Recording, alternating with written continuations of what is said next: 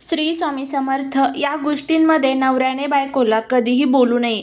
आपल्या घरातील पत्नी किंवा आपल्या घरातील एखादी स्त्री जी असते तर ती घराची लक्ष्मी मानली जाते आणि जर आपल्या घरातील लक्ष्मीचा अपमान झाला तर घरातील येणारी जी लक्ष्मी आहे तर ती आपल्या घरातून निघून जात असते.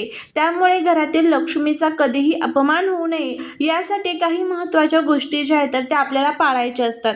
त्यामध्ये सर्वात प्रथम नवऱ्याने आईवडिलांपुढे बायकोचा कधीही अपमान करू नये. त्यानंतर दुसरी जी चूक आहे ती म्हणजे बायकोची चूक असेल तर एकटी असताना तिला समजून सांगावे, सर्वांसमोर नको. नंबर 3, बायकोच्या माहेरच्या माणसांची इज्जत करावी, त्यांचा कधीही अपमान करू नये. नंबर 4, आपल्या बायकोकडे दुसऱ्या स्त्रीचे कौतुक कधीही करू नये. नंबर 5, घरात आलेल्या संकटांच्या काळात बायकोला कधीही दोष देऊ नये.